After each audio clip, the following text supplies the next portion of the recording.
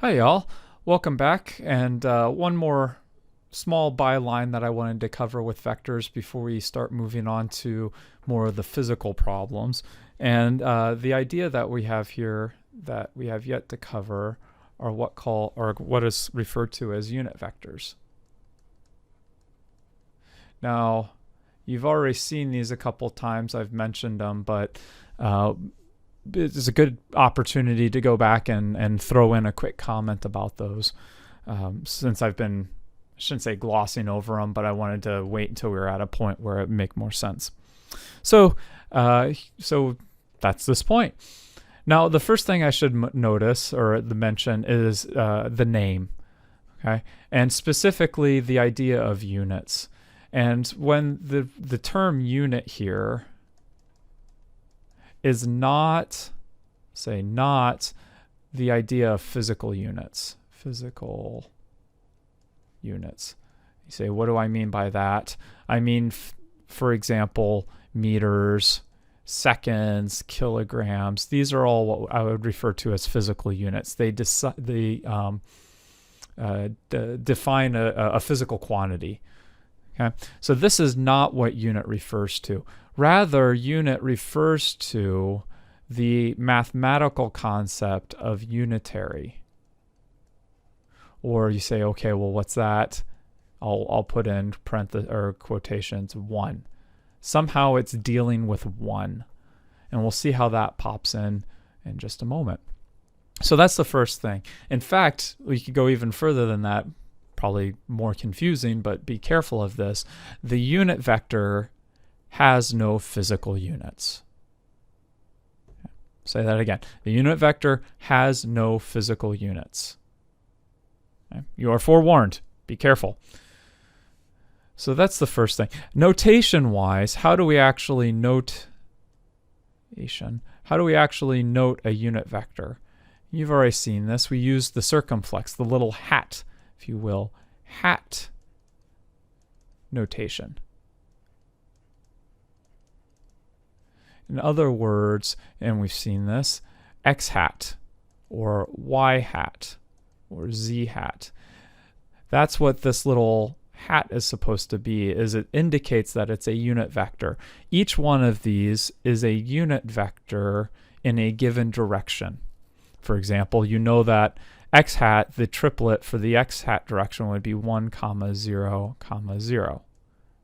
And you can see right away, if I actually wanted to find the magnitude of x hat, well, we would just apply Pythagorean theorem. 1 squared plus 0 squared plus 0 squared square rooted. That's just equal to 1. And boom, that's where the idea of unitary comes in. A unit vector has a magnitude of 1. That's it. You say, well, how does this actually help me? Why are we talking about this here? And I can think of at least two things that hopefully will be relevant.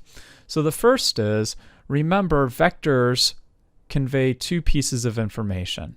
They convey a magnitude and a direction. We've already talked about how you get the magnitude of a vector. You apply the Pythagorean theorem. That just gives you the length of the vector. But we haven't talked about how to get the direction. And the direction is given by a unit vector. Okay. So let's say if I have some run-of-the-mill vector A, algebraically, one way that we present this is with the triplet AY, AZ. Okay. But alternatively, we could also write this as the magnitude of A. Don't forget, that's just a scalar, some number, times A hat. In other words, here's my magnitude, here's my direction. Since this is a unit vector, has a length of 1, this magnitude stretches or shrinks that unit vector to be the appropriate size. So the unit vector preserves the direction information. The magnitude preserves, well, the length or the magnitude. And so you can use unit vectors as an alternative way of expressing your overall vector.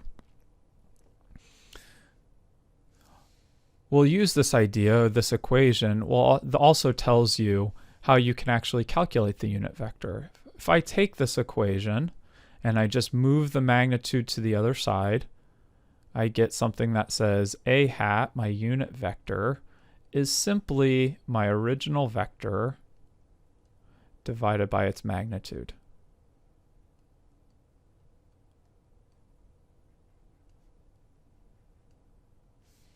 Which is pretty straightforward, pretty nice. This is how you can write the direction of a vector. I can give you any vector you want and say what's the unit vector for that direction, and you can write it down. So for example, let's say just randomly I'll give you an A vector. What's a good vector? Let's say 1, 2, and 2. Okay. So if I said find the unit vector for vector A, you would say, okay, well first I need to find the magnitude of A. And how I do that is I square each of the components and add them together. And I take the square root. Pythagorean theorem.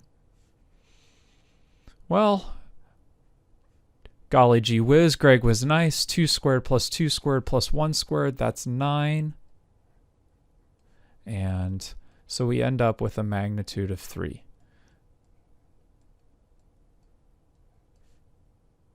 Now, if we apply our ideas, we take vector A and we decrease it by a factor of 1/3. So I have A hat is equal to my vector A divided by 3, or you could think of this as multiplied by 1/3.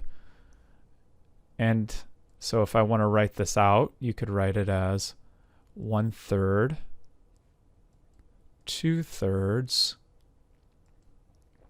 2/3. That's one way we could write it. Or if you'd prefer, you could write it as 1/3 times 1, 2, 2. Both of these are equally valid. This one, you've obviously see I distributed the 1/3 through, or you can leave it out. Now you say, oh, I'm not so sure if I've calculated it out right. Is this right, the unit vector? I can say, I can't tell you if it's right. Well, in this case, yes, of course it is. But in general, one good sanity check after you've gone through and done everything, particularly if you don't have nice numbers like this, is to go through and make sure, is the magnitude of my unit vector 1? So for example, if I have my unit vector A hat, is the magnitude 1? Well, I don't know. Let's see. What's 0.33 squared plus 0.66 squared plus 0.66 squared? Square rooted. So now I've converted these 1/3, 2/3, and 2/3 into decimals. And of course, you can go through and calculate it out, and you'll end up with something like, well, I'll do it right now real fast. Of course, I know it should come up pretty close. So I get something that says the final answer here is 0.99. You say, well, that's not exactly 1. I say, very true. Make sure you note that I actually truncated some numbers. I rounded. In fact, I rounded a little too much. This should be 0.6666666, or 0.667, right? I didn't even round this properly. Okay, so this is close enough to 1 to make me feel confident that yes, indeed, I have calculated a unit vector. Now, whether it's the correct unit vector, that's a different issue, but that's a good way if you're done at the end and you're unsure as to whether you've calculated out the unit vector correctly. One of the good sanity checks to perform right away is to just check the magnitude. If the magnitude's close to 1, then at least you've done the calculation correctly, or you have a unit vector. I think I'll leave it there for right now. A quick short video just to pick up that unit vector notation. I'll see you next time.